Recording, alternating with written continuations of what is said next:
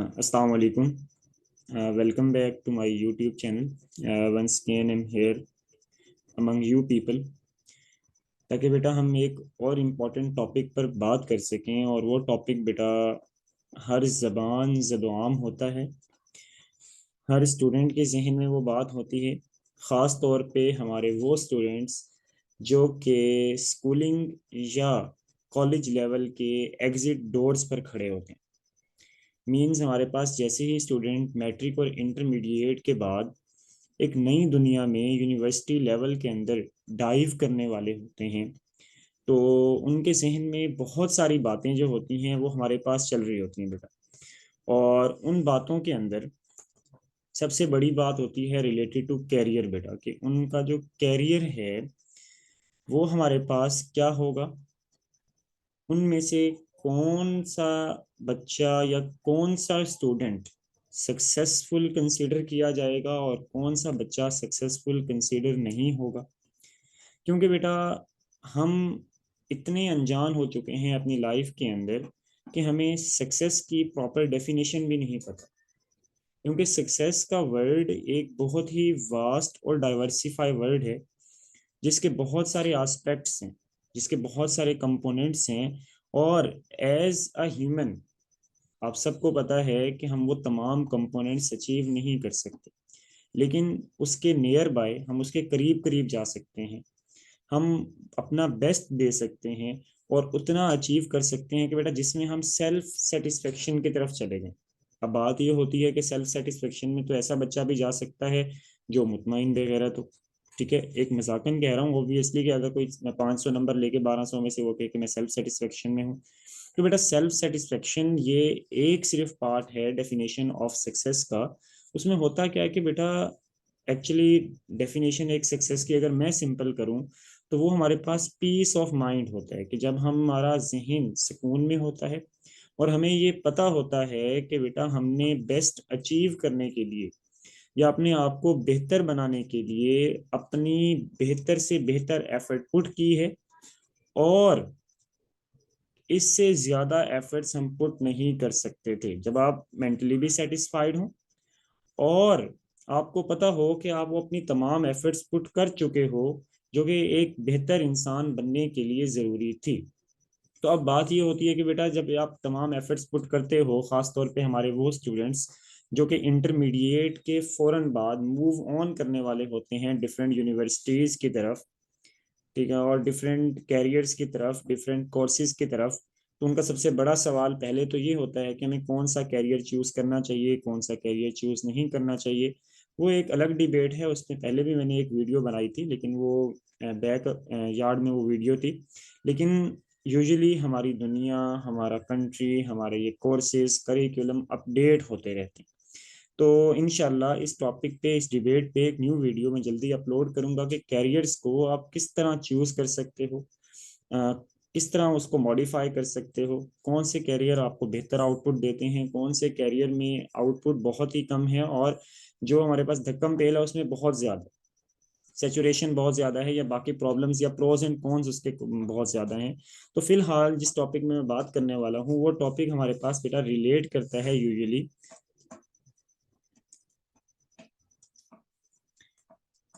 जो हम मेरे बच्चे हैं एफएससी के, ख़ास तौर पे एफएससी स्टूडेंट्स। और उसमें से अगर मैं फोकस करूं बेटा जो 12th या एचएसएससी 2 ग्रेड के स्टूडेंट्स जो हैं उन पे फोकस करने वाला हूं बेटा मैं। एक शॉर्ट सी वीडियो हमारे पास होने वाली है जी, इसकी हर एक सिंगल बात को गौर से सुनिएगा और अंडरस्टैंड करने की कोशिश कीजिएगा।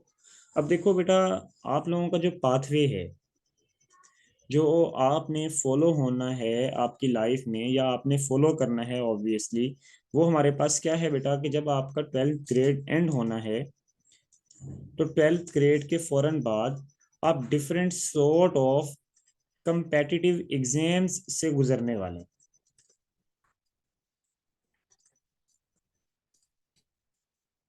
अब बच्चे कहते हैं सर हमने तो उस यूनिवर्सिटी में जाना है, हमारे 600 नंबर हैं, 700 नंबर हैं, हमने कौन सा कंपेटिटिव एग्जाम देने। कंसीडर कर लेते हैं बेटा आप किसी भी एक सिंपल यूनिवर्सिटी में जाते हैं तो वो आपसे नेट नाम का कोई टेस्ट ले लेते हैं जिसको नेशनल एप्टीट्यूड टेस्ट कहते हैं बेटा। उसमें भी क्या होता है बेटा, वो एक एप्टीट्यूड टेस्ट है, कम्पेटिटिव टेस्ट है। ठीक है, इसी तरह हमारे पास बेटा सेकंड नंबर पे कोई भी MD CAT related to medical आ जाता है बेटा। उसके बाद ई कैट। अब ये इंडिविजुअल डिबेट्स हैं कि इनमें मैक्सिमम बच्चे फेलियर की तरफ क्यों चले जाते हैं, वो भी इंशाल्लाह अलग डिबेट में बात कर लेंगे। ये different type of competitive exam है। इसी तरह एक एग्जाम बेटा लॉ का हो जाता है, जिसको लेट बोलते हैं, लॉ एडमिशन टेस्ट हो जाता है बेटा। ये भी हमारे पास जब आप वकील बनने के लिए या लॉ में एडमिशन लेने के लिए इस टेस्ट की तरफ मूव करते हैं, तो मतलब आपके पास मुख्तलिफ कंपेटिटिव एग्जाम्स हैं। जस्ट बताना ये है कि जैसे ही आप फ्री होते हैं, तो आप एक ऐसी दुनिया में आते हैं जहाँ पे आपको बहुत सारी डायरेक्शंस नजर आ रही होती हैं, और उन डायरेक्शंस का जो सबसे पहला पॉइंट होता है कि आपको एक एग्जाम से गुजरना होता है। और बहुत सारी एकेडमिक्स जो होती हैं आपको इन एग्जाम्स की प्रिपरेशन करवा रही होती हैं। और अगर हम आगे भी मूव करें, यूनिवर्सिटीज लेवल से आगे जाएं, जैसे सीएसएस है, सेंट्रल सुपीरियर सर्विसेज है, और इसमें हाँ एक बात मैं ऐड करना भूल गया, जैसे अगर कोई आप आर्मी ज्वाइन करना चाहते हैं या आईएसएस भी ज्वाइन करना चाहते हैं बेटा, उसमें भी आपको इनिशियल में एक टेस्ट देना है बेटा। वो भी आपकी बुक से ही रिलेटेड है, और खास तौर पे आप क्या जो 12th ग्रेड है HSSC 2 से रिलेटेड है। अब बात ये है कि बेटा आज हम डिस्कस करेंगे कि जो इंटरमीडिएट पार्ट 2 है, उसका इन तमाम टेस्ट से क्या रिलेशन है, और किस तरह आप सिर्फ एफएससी की बेस पे इन तमाम टेस्ट को एस कर सकते हो विद वेरी मिनिमम असिस्टेंस। तो इस बात को आज गौर से देखिएगा।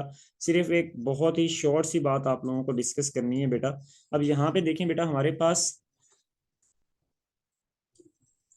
HSSC ग्रेड 2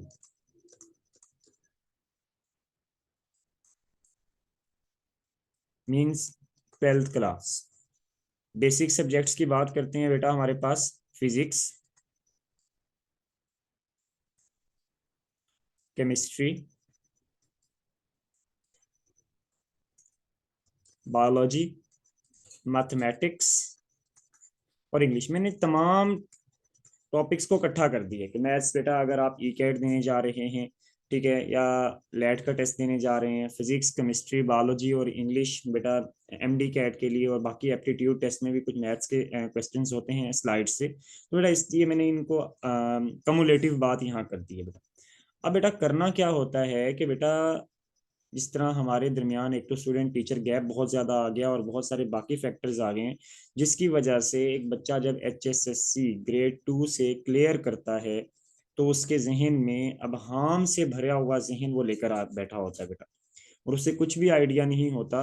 तो और फिर उससे आगे जो एकेडमिक्स होती हैं वो जो हमारे पास जख्मों पे नमक छिड़कने वाला काम करती हैं, जिसकी वजह से मैक्सिमम फेलियर रेट भी हमें देखने को मिलता है, और बाकी भी बहुत सारे फैक्टर्स हैं। खैर फिलहाल हम कोशिश कर सकते हैं कि बेटा आपके जब अभाम हैं, ये जो प्रॉब्लम्स हैं, इनको दूर किया जाए। तो आपने करना क्या है, सबसे पहले बेटा अपने आप को एक ओरिएंटेशन देनी है, और इसी ओरिएंटेशन के लिए मैं आप लोगों के दरमियान में बैठा हूं, ताकि बेटा एक कोशिश की जा सके, एक स्लाइड सी एफर्ट की जा सके, ताकि आपको एक बेहतर डायरेक्शन मिल सके। अब होता क्या है बेटा, वो ओरिएंटेशन क्या है कि बेटा आपने दे मार 4:30 नहीं करने लग जाना, कोई क्रैम करने नहीं लग जाना, बुक्स को रट्टे नहीं मारने लग जाना बेटा। कुछ टॉपिक्स जो मैं इंशाल्लाह डिस्क्रिप्शन में आप लोगों को लिंक्स प्रोवाइड कर दूंगा, फिजिक्स के, केमिस्ट्री के, बायोलॉजी के, मैथमेटिक्स और इंग्लिश के, और कुछ बातें मैं यहाँ भी बता देता हूँ। उन टॉपिक्स को प्रायोरिटी वाइज करना है कि फर्स्ट प्रायोरिटी टॉपिक्स आपके कौन से होने चाहिए, सेकंड प्रायोरिटी टॉपिक्स आपके कौन से होने चाहिए, थर्ड प्रायोरिटी टॉपिक्स या लीस्ट इंपॉर्टेंस वाले टॉपिक्स कौन से हैं जो कि आप एग्जामिनेशन पॉइंट ऑफ व्यू से करके जा रहे हैं, ताकि आपका कोई एमसीक्यू गलत ना हो और मैक्सिमम आप मार्क्स अचीव कर जाए। अब होता क्या है, हमारे पास जो फर्स्ट प्रायोरिटी टॉपिक्स होंगे, क्योंकि बेटा वो तो पिक्चर होगी जो आप लोग देख रहे होंगे, तो मैंने कहा आप लोगों के साथ जस्ट एक बार डिस्कस कर ली जाए, एक कंसीडर कर लेते हैं, एग्जाम्पल के तौर पे कंसीडर कर लेते हैं बेटा। एग्जाम्पल है हमारे पास फिजिक्स के अंदर कूलम्स लॉ,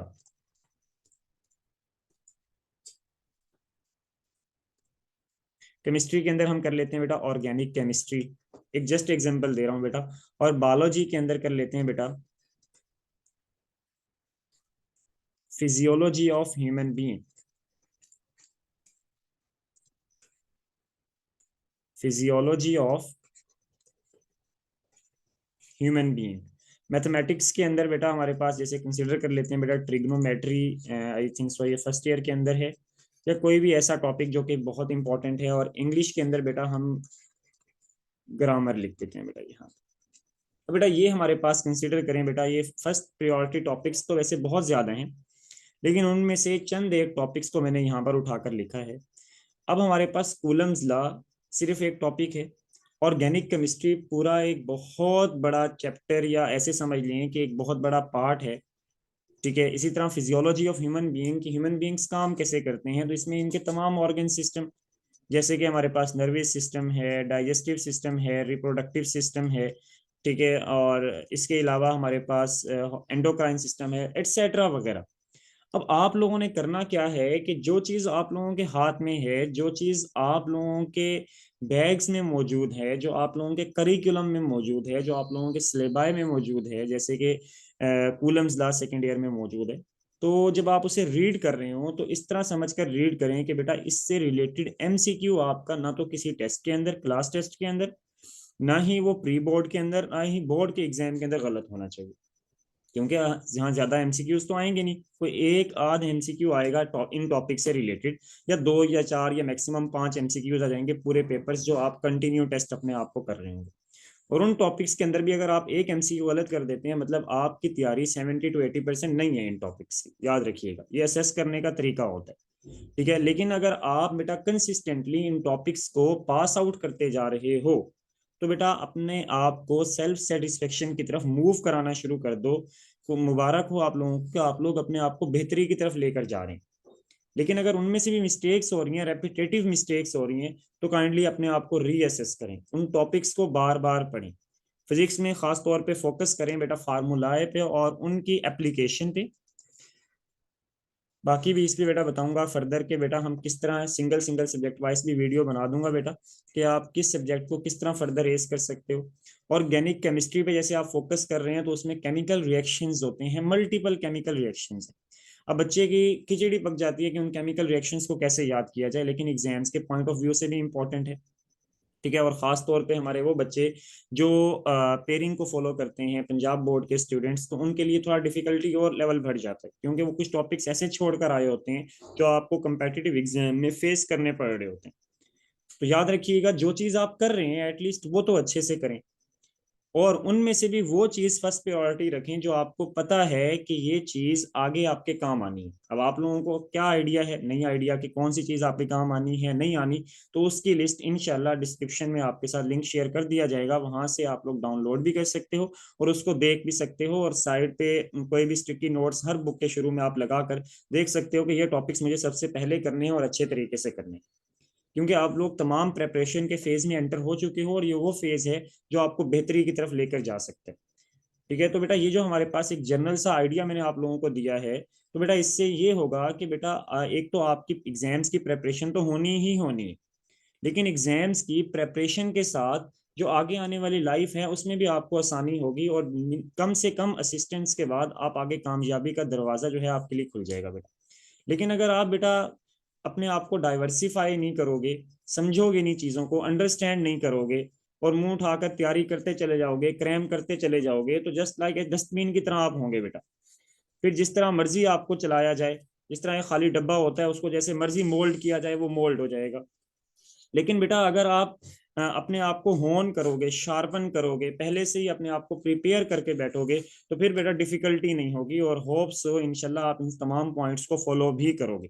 बाकी बेटा इंडिविजुअल जो टॉपिक्स होते हैं, जैसे कि फिजिक्स में कौन कौन से टॉपिक्स फर्स्ट प्रायोरिटी हैं, फिर बता रहा हूँ, बायो में कौन से हैं, केमिस्ट्री में कौन से हैं, वो लिस्ट इंशाल्लाह अपलोड कर दी जाएगी, लिंक जो है वो डिस्क्रिप्शन में प्रोवाइड कर दिया जाएगा, वहां से जरूर देख लीजिएगा।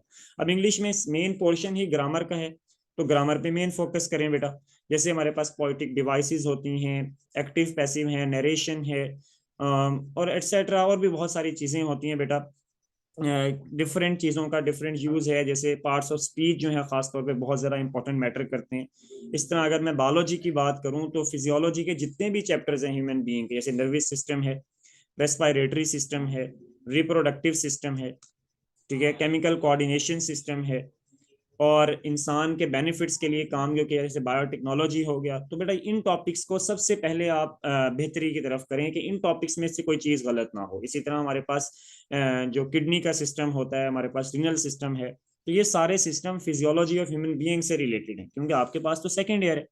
अब जो मैंने अगर कोई फर्स्ट ईयर का टॉपिक बताया तो उसको जहन में लाने की जरूरत नहीं है, वो बाद में कवर कर लीजिएगा। फिलहाल जो तैयारी आपने करनी है वो इंशाल्लाह बिस्मिल्लाह पढ़कर स्टार्ट करें, अपनी पूरी की पूरी एफर्ट्स पुट करें और मैक्सिमम अचीव करने की कोशिश करें। मुझे पता है 100% आप अचीव नहीं कर सकते, मैक्सिमम इतना करें कि बेटा 90% आप अपने टॉपिक्स के ऊपर, खास तौर पे जो सेकेंड ईयर के टॉपिक्स हैं उन पे श्योर हो। और मैं गारंटी देता हूं, अगर आप 90% अपने आप को सेकेंड ईयर के उन टॉपिक्स पे जो कि इम्पोर्टेंट हैं आगे आने के लिए, आगे आने वाली लाइफ के लिए, उन पे श्योर हैं, तो कामयाबी आपसे ज़्यादा दूर नहीं है। और इंशाल्लाह अल्लाह ताला आप सबका हामी और नासिर हो, आप सब लोग कामयाब हों। परेशान होने की ज़रूरत नहीं होती, बस अपने आप को रीअसेस करना होता है अकॉर्डिंग टू सिचुएशन। अगर कोई आप में से क्रैप से भी स्टार्ट कर रहा है, बिल्कुल स्टार्ट से वो कुछ भी उसने नहीं किया हुआ, तो उसके लिए भी डिफिकल्ट नहीं है, उसको ज़्यादा एफर्ट्स पुट करनी है। याद रखिएगा, सक्सेस जो है हमारे पास लैडर्स की तरह होती है।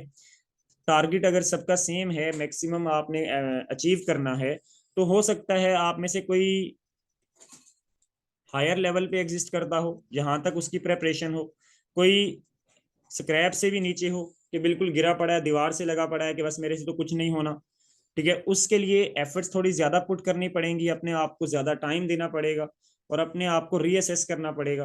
और कुछ होते हैं यहाँ से, तो इसीलिए कंपैरिजन भी अपना नहीं करना बेटा किसी बच्चे से, और अपने आप को बेहतरी के लिए हमेशा स्ट्राइव करते रहना है, कोशिश करते रहना है। इंशाल्लाह आप सब लोग जरूर कामयाब होंगे और अल्लाह ताला आप सबका हामी और नासिर हो। बाकी कोई डिस्कशन होगी इंशाल्लाह नेक्स्ट वीडियो में मिलते हैं। Thank you. यहाँ पे वाइंड अप करते हैं। अल्लाह हाफिज बेटे।